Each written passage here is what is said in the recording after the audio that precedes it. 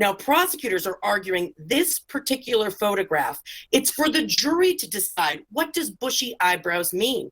And so this photograph has evidentiary value. The jury will make a determination about an objective standard. If you think about it, who has bushy eyebrows? Well, that could be different to different people. Much of what they're talking about with respect to this timeshare, the social media posts, all of that, and contesting the credit card charges, that would all be civil under the United States law. So you would be talking about whether or not this money is rightfully owed or not. You'd find yourself in a civil court.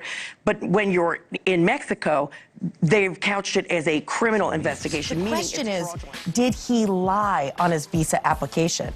If yes, then his visa could actually be revoked and he could be sent out of the United States. That being said, a memoir, that's not testimony under oath. Because there are several different pathways the Menendez brothers are pursuing. One is what's called a habeas corpus petition based on new evidence that's been discovered after the trial. That is still pending. Although the district attorney said he doesn't believe that that holds merit, it will be for a judge to decide. That still exists. Then we have this pathway where the Menendez brothers are seeking resentencing under a California penal code, under the California law. Now these cases are all taking place in different states, are being prosecuted under basically vandalism type laws to the extent that that weapons were used. There's other state level charges that could be at play.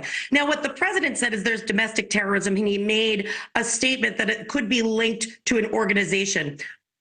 Whether that has any veracity, we don't sit here knowing anything about that today from what's publicly available. However, the definition of domestic terrorism is to use a violent act that's dangerous to human life for the purpose of influencing or impacting government policy. So there's anything that Wendy says in the public sphere can come back into the courtroom. On the flip side, look back to Britney Spears. She rallied the troops, got the public behind her, and that really changed the game for her. She was able to overcome her conservatorship.